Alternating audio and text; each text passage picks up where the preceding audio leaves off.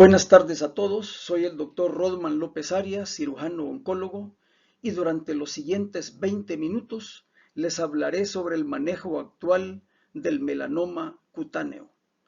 Doctor Luis Chica y doctora Sonia Bonilla, muchas gracias por la invitación. Bueno, el melanoma es la forma más letal de cáncer de piel.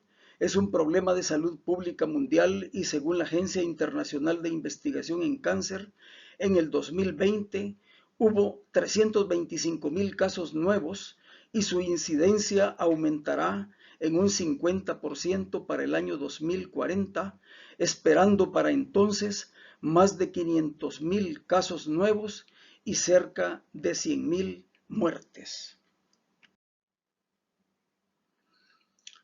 Es más frecuente en Nueva Zelanda y Australia, con 42 casos por 100,000 habitantes, Europa Occidental y Norteamérica con 16 por 100,000 habitantes, y poco frecuente en Asia, África y América Latina, con menos de 1 por 100,000 habitantes.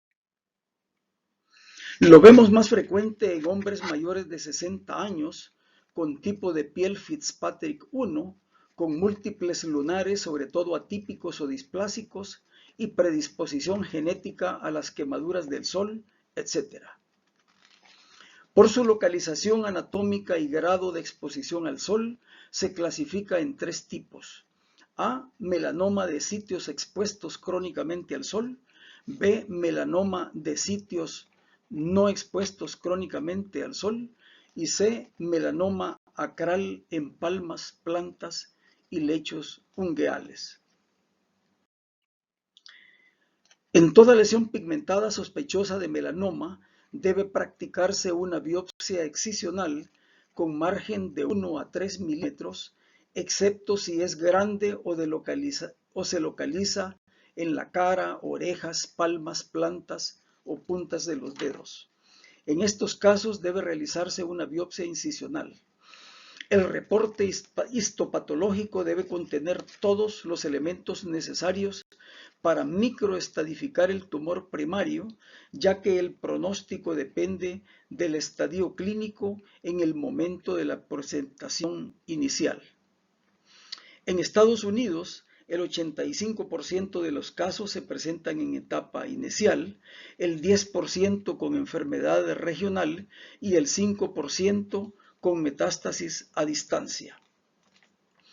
El pronóstico es excelente cuando el tumor primario está localizado y su espesor es hasta de 1 milímetro, con 90% de sobrevida a 5 años.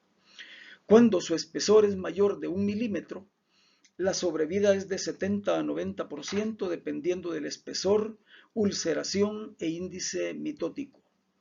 Si existen metástasis ganglionares regionales, la sobrevida es de 20 a 50%, dependiendo de la carga tumoral ganglionar. Y cuando existen metástasis a distancia, históricamente la sobrevida ha sido menor a 10%.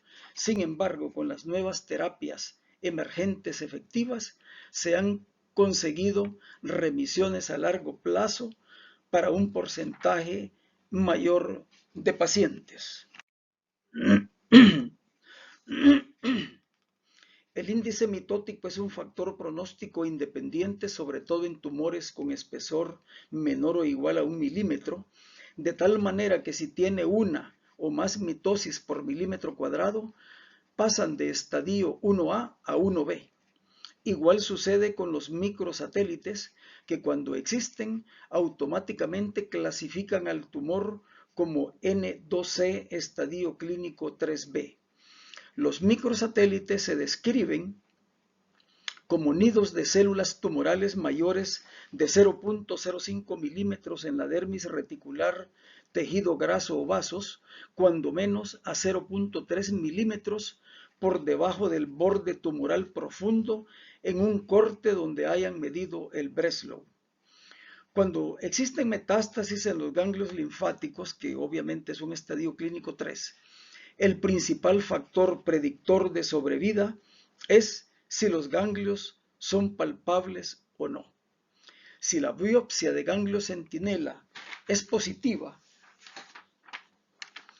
los predictores son el número de ganglios positivos, la carga tumoral en el ganglio centinela y su localización parenquimatosa o subcapsular, dentro del ganglio linfático, por supuesto. Cuando los ganglios son palpables, los factores pronósticos son el número de ganglios tomados y la extensión extranodal. Las metástasis en tránsito y microsatélites son parte de la evolución biológica del tumor y se clasifican como estadio clínico 3C. Las metástasis en tránsito son metástasis intralinfáticas en la piel o el tejido subcutáneo entre el tumor primario y los ganglios regionales a más de 2 centímetros del borde tumoral, y su valor pronóstico es similar a la de las metástasis ganglionares.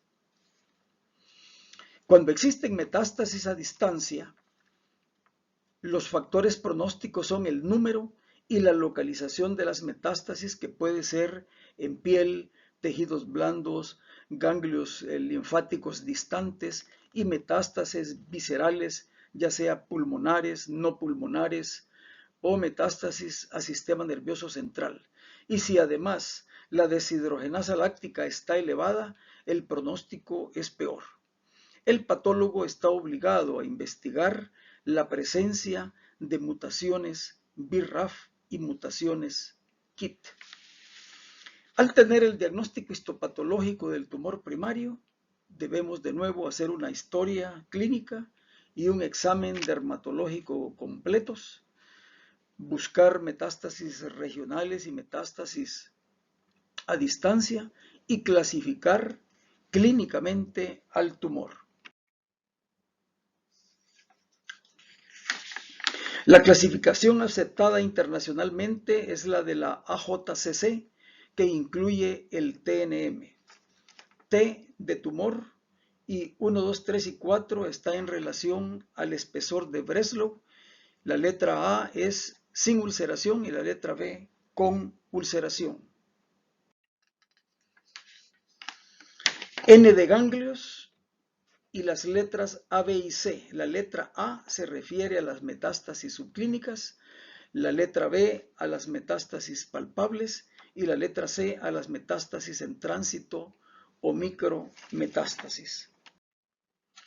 La M de metástasis, las letras A, B, C y D son los diferentes sitios de localización de las metástasis. Los estadios clínicos 0, 1 y 2 agrupan a los melanomas de bajo riesgo, el estadio clínico 3 a los de riesgo intermedio y el estadio 4 a los de alto riesgo. Los estadios patológicos son igual que los estadios clínicos, pero en una forma más detallada.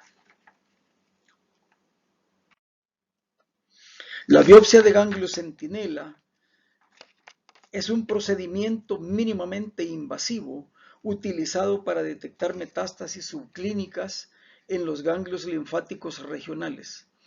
Debe realizarse idealmente antes de la excisión del tumor primario y está indicada en los estadios clínicos 1 y 2, excepto los de bajo riesgo como los 1A y 1B con un Breslow menor de 0,76 milímetros.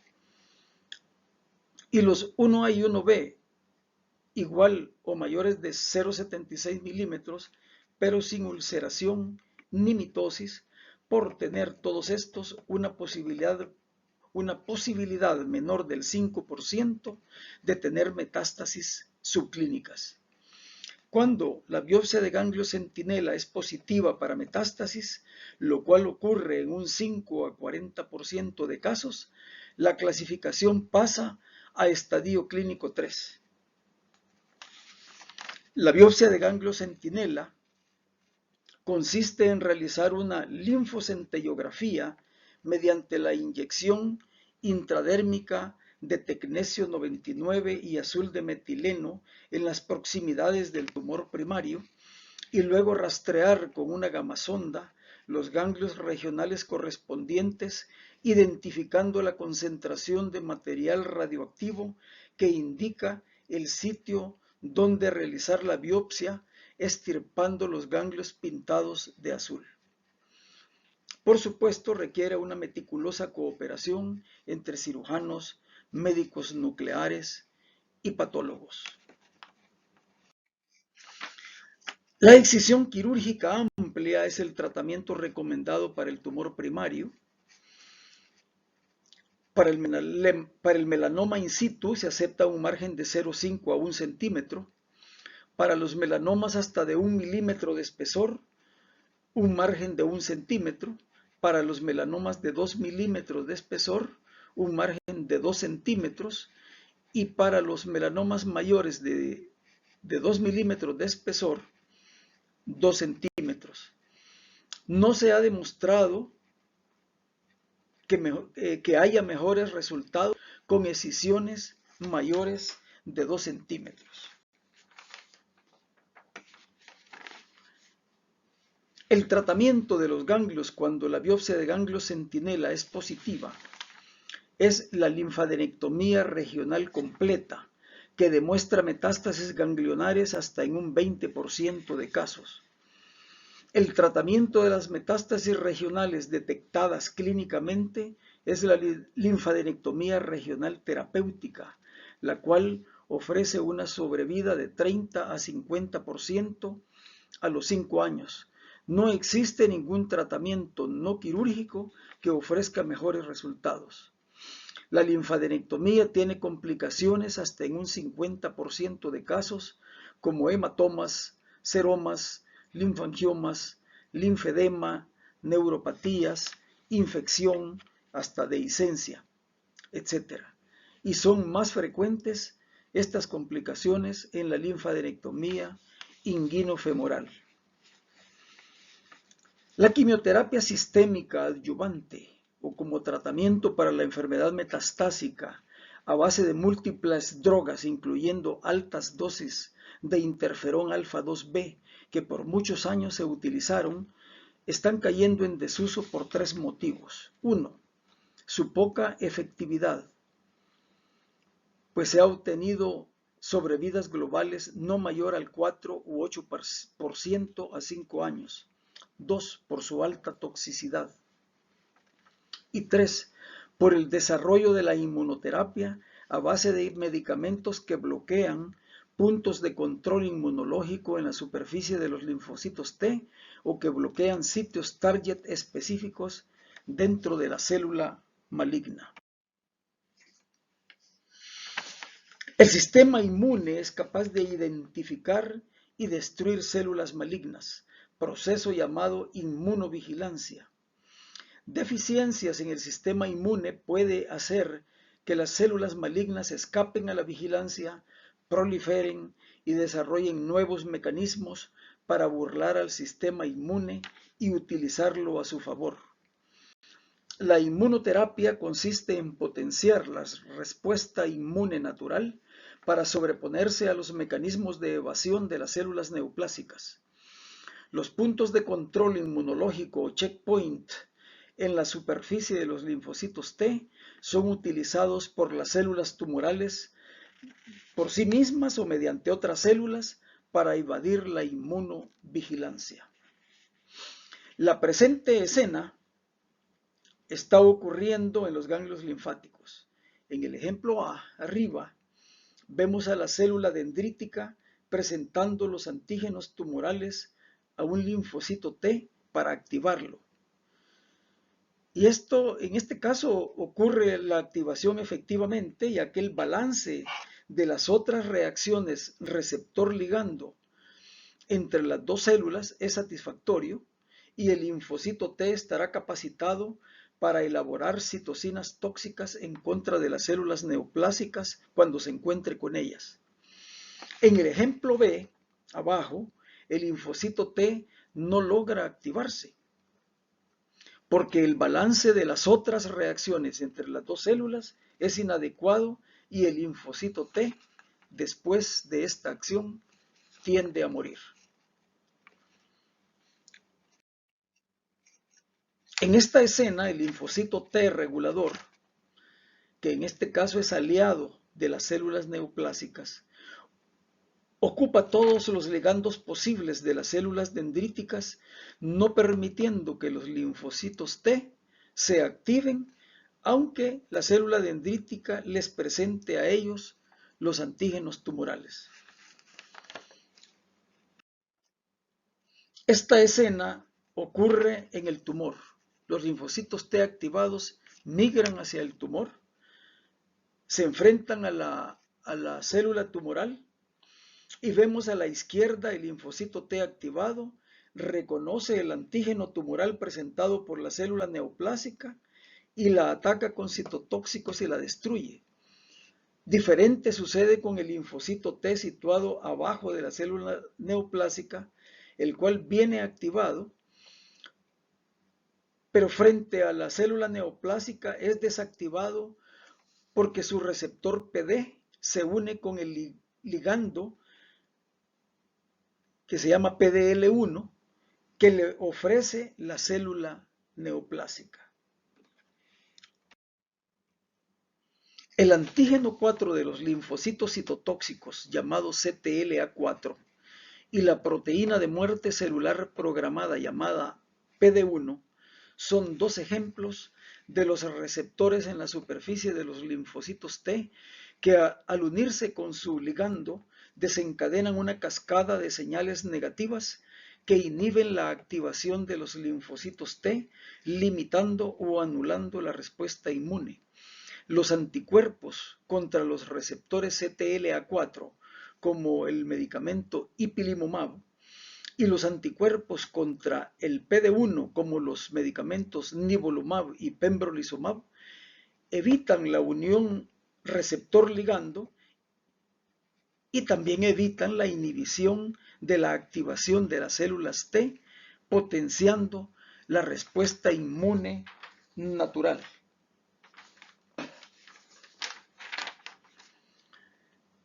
Trasladar este conocimiento a la aplicación clínica tardó más de 2 décadas. Por sus estudios sobre el CTLA4 y el PD1, se les otorgó el Premio Nobel de Medicina a James Allison y a Tasuku Honjo en el 2018. Varias terapias targets han sido desarrolladas en contra del melanoma metastásico, cuyas células son portadoras de mutaciones BRAF. Estas mutaciones condicionan la producción de una proteína quinasa intracelular mitógena que desencadena una cascada de señales activadoras en la vía de paso inmunológica MAP quinasa, dando como resultado la intensa proliferación y el aumento de la sobrevida de las células neoplásicas. Los inhibidores de BRAF y MEK actúan en esa misma vía de paso inmunológica, inhibiendo la proliferación de células malignas con resultados halagadores. Asimismo, los portadores de mutaciones KIT, un receptor de la tirosina quinasa, responden al uso de imatinib, un inhibidor de la tirosina quinasa. La terapia con agentes anti-PD1 e inhibidores BRAF y MEK, si bien es cierto tienen menos toxicidad que con las drogas del pasado, tienen todavía 25 a 40% de efectos adversos grados 3 y 4 que frecuentemente obligan a suspender su tratamiento. Esta lámina presenta los medicamentos de inmunoterapia aprobados por la FDA, ipilimumab, nivolumab y pembrolizumab, y en la parte de abajo los medicamentos target que idealmente se usan combinados, anti-BRAF y anti-MEK, dabrafenib, trametinib, bemurafenib, cobimetinib y encorafenib, binimetinib. Las siguientes 3 láminas resumen los resultados obtenidos en los estudios pivotales utilizando inmunoterapia y agentes target, pero creo que no es el objetivo de esta plática. La radioterapia es un buen tratamiento adyuvante cuando existe alto riesgo de recurrencia, como el caso de excisiones incompletas en el sitio primario y en los ganglios regionales, así como es útil en el tratamiento de las metástasis cerebrales, donde se utiliza la radioterapia cráneo total o la radiocirugía cerebral estereotáxica. Otros tratamientos. En metástasis subcutáneas en curso se ha utilizado la escisión completa y si esta no es posible puede indicarse inyección local de tamoligén, interleuquina 2, interferón, BCG, rosa de Bengala y otros. En las metástasis en piel se ha indicado imiquimod en crema tópica. En metástasis difusas limitadas a un miembro se ha utilizado infusión o perfusión hipertérmica con melfalán, interferón o factor de necrosis tumoral alfa. Dado el número de opciones disponibles, el juicio clínico y el manejo multidisciplinario de los casos son frecuentemente útiles para decidir el mejor tratamiento. Muchas gracias.